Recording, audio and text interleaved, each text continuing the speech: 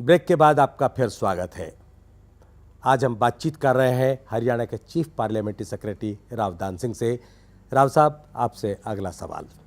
आपने कहा कि आपके हक का पूरा पानी आपको मिल रहा है। आपका हक कितने पानी पर बनता है? हमारा हक बनता है जो 21 जिले हैं हमारे 21वां हिस्सा। तो 21वां हिस्सा आपको नहीं मिल रहा है इस वक्त? अभी नहीं मिल रहा। नहीं मिल रहा। कब मिल रहा था आपको?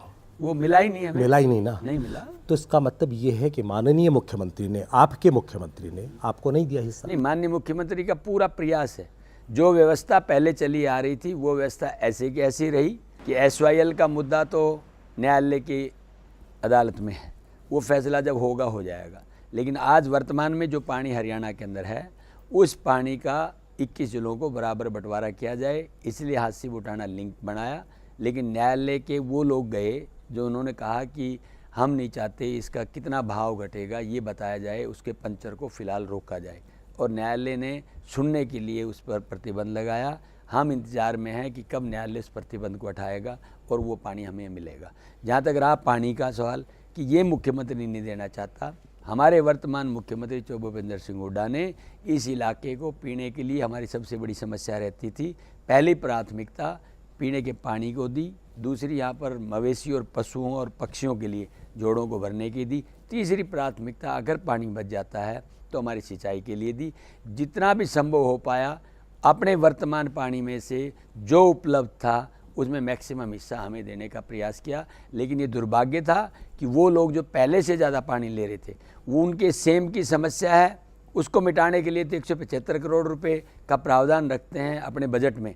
हमारे यहाँ पर नांगल दरगू, जहाँ पर 1400 फीट की गहराई तक खोद के देखा, गिल्ली मिट्टी नहीं ली, उनको एक बूंद पानी नहीं देना चाहते। ये भाग्य नहीं और विडम्बना नहीं और क्या है। इसके अलावा, नहर के अलावा कोई और विकल्प नज़र नहीं आता? और विकल्प तो एक ही है, या तो कुदरत पानी दे या सबसॉइल वाटर हो। कुदरत का पानी तो जो आता है वो सबको पता है। बांध बना करके पानी सप्लाई करने की व्यवस्था की गई? बांध बना करके पानी सप्लाई की व्यवस्था नहीं की, बल्कि राजस्थान से जो हमारे यहाँ बांध पानी आता था, वो पहले राजस्थान सरकार के पास बांध नहीं था, उसमें जहाँ दोहान रिवर हमारे यहाँ से बहती थी उसको राजस्थान गवर्नमेंट ने बांध बना के रोक लिया है। इससे इस इलाके के अंदर और ज़्यादा पानी की कमी आई है। दक्षिण हरियाणा एक एक बूंद के लिए तरसता है। बिल्कुल तरसता है। अभी जैसे मुख्यमंत्री नांगल चौधरी आए थे, आम जनता को शिकायत ये है कि वो पानी पर कुछ नहीं बोल कर गए। क्या आप यहाँ पानी पर कोई घोषणा करवाएंगे? नहीं, देखिए पानी का तो हमें पता है इस बात का। हाथसी बुटाना लिंक नहर का मसला था, उन्होंने अपनी सच्ची नीति और नीयत से किया, वो न्यायालय ने प्रतिबंधित कर दिया। SYL का मसला पहले से ही अदालत के अंदर है। तो माननीय मुख्यमंत्री जी आज की तारीख में जो वर्तमान ज़रूरत है वो हमारे पीने के पानी की प्राथमिकता है, उसके लिए काम कर रहे हैं। दूसरा, यहाँ पर जोड़ के लिए पशु पक्षियों के पानी की है, वो दूसरी प्राथमिकता पे काम किया जा रहा है। बचे हुए पानी को सिंचाई के लिए दिया जा रहा है। तो जितना मैक्सिमम होता ऑलरेडी इज डूइंग दैट। युवा पीढ़ी को जो बेरोजगार है, अगर सरकारी नौकरी नहीं मिलती है तो आप क्या संदेश देना चाहेंगे उनको? सरकारी नौकरी नहीं मिलती है तो उनके अंदर कैलिबर है, पोटेंशियल है, फिर भी नौकरी नहीं मिल रही, प्रतिभा है, वो प्राइवेट सेक्टर में आजमाइश कर सकते हैं। आज तो कम्पिटिटिव स्पिरिट है उनके अंदर है, तो मैं समझ सकता हूँ कि हमारे बच्चे किसी तरह से भी किसी प्रतिस्पर्धा में कम नहीं है। वो अपना भाग्य उद्योगों में अपनाते हैं, अपना भाग्य स्वयं के रोज़गार में अपनाते हैं, अपना भाग्य कृषि की लेटेस्ट जो साइंटिफिक टेक्निक्स हैं उनके अंदर अपनाते हैं। यही एक जरिया है। कुछ लोग सैनिक सेवाओं के अंदर चले जाते हैं। यहाँ के लोग सैनिक से बाउले रहे हैं, लेकिन वो भी एक समस्या हमारे सामने आई है कि जब से जनसंख्या पर आधारित सैनिक संख्या कर दी गई है, उसका नुकसान मैं समझता हूँ हमें हुआ है। इससे पहले यहाँ के रणबांकुरों को पहली प्राथमिकता दी जाती थी और जहाँ तक पहले हालात ये थी कि एक घर में एक सैनिक मिल जाता था, अब उसमें प्रतिबंध हो गया। आपके पास शिक्षा विभाग है, गेस्ट टीचर्स पर आपकी सरकार इतनी मेहरबान क्यों है? देखिए, मेहरबान नहीं है। सरकार ये सोचती है कि जो टीचर अच्छा पढ़ा रहा है हमने उसको फिक्स पे रखा हुआ है। जो रिजल्ट्स आ रहे हैं हमारे रेगुलर टीचर्स से भी सच्चाई की बात तो ये है कि उन लोगों ने अच्छा परफॉर्म करके दिया है। आज इमीडिएट व्यवस्था के लिए सरकार की एक प्रक्रिया रहती है कि हम सिलेक्शन करेंगे, उसमें इतना समय हमें ऑलमोस्ट 1 साल का लगेगा। 1 साल तक हम इंतज़ार नहीं कर सकते कि हम सिलेक्शन करेंगे फिर आपके बच्चों को पढ़ाएंगे, तो ये बहुत बड़ा एक गैप हो जाएगा। 1.25 लाख लोग पात्रता परीक्षा पास करके बैठे हैं। उन्होंने ऐलान किया है कि हम मुफ्त पढ़ाने को तैयार हैं जब तक आपके पास कोई मुकम्मल व्यवस्था नहीं होती है। उसके बावजूद आप उनकी सेवाएं लेने को तैयार नहीं है, गेस्ट टीचर्स को कंटिन्यू करना उसका एक कारण है, 1.25 लाख जगह को एडजस्ट करने के लिए हमारे पास स्कोप नहीं है। आज हम कह देंगे एक 1.25 लाख कैसे करेंगे, पिक एंड चूज उन 1.25 लाख में से। सपोज करो कि आपने 10,000 को लगाना है, उन 1.25 लाख में 10,000 का सिलेक्शन कैसे करेंगे? वो तो मुफ्त पढ़ाने को तैयार है। नहीं, मुफ्त भी वो सारे तैयार हो जाएंगे। मुफ्त पढ़ाने के लिए भी यूँ मान लो 50,000 तैयार हो जाते हैं, 50,000 में 10,000 को कैसे सेग्रीगेट करेंगे आप?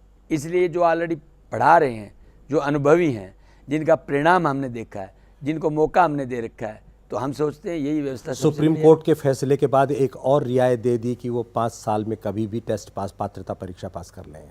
देखिए, ऐसा है कि जब उनका अनुभव है, कई बार ये भी होता है परिस्थितिवश एक व्यक्ति ग्रेजुएशन में तो 3rd क्लास आती है उसकी, और IAS में वो टॉप कर जाता है। इसको आप क्या कहेंगे? वो ये कि उस ग्रेजुएशन के एग्ज़ाम के टाइम पे कोई सिचुएशन ऐसी आई, उसके हालात तबीयत की ठीक नहीं थी, घर में कोई परिस्थितियाँ ठीक नहीं थी, कोई ऐसी वजह हो गई, उसका एक्सीडेंट हो गया, कोई दुर्घटना हो गई, वो नहीं पढ़ पाया। बाद में उसने समय लगाया और वही आदमी जो पोटेंशियल वाला था, जिसमें कैलिबर था, 3rd क्लास ग्रेजुएशन में होते हुए भी IAS के अंदर टॉप कर गया। तो ये तो परिस्थिति बस है कि एक बच्चे को आज पात्रता के अंदर हम उसको कहते हैं कि ये कुड नॉट क्लियर, उसको इस बात की सज़ा दी जाए कि आपको आगे नौकरी में कोई चांस नहीं दिया जाएगा, तो दिस इज़ नॉट फेयर। तो हमने उसको कहा कि 5 साल में दोबारा आप टेस्ट दें, दोबारा अपने अनुभव के आधार पर आप उसको पास करें, हम आपको एक मौका और 2 मौका और देंगे। मतलब लंबे समय तक आप हमारे मेहमान बने रहे। नहीं, एक समय सीमा रख दी हमने, ये 5 साल का समय है, 5 साल में कर लेंगे ठीक है, नहीं कर लेंगे तो अपने घर जाएंगे। आप युवा पीढ़ी को क्या संदेश देना चाहते हैं? हम युवा पीढ़ी को ये संदेश देना चाहते हैं कि भारतवर्ष दुनिया का सबसे यंग कंट्री है। हमारे बच्चों के अंदर वो प्रतिभा है जो दुनिया के किसी देश के बच्चों में नहीं है। उनसे यही कहना चाहूँगा कि पहले राष्ट्रभक्ति के साथ काम करें।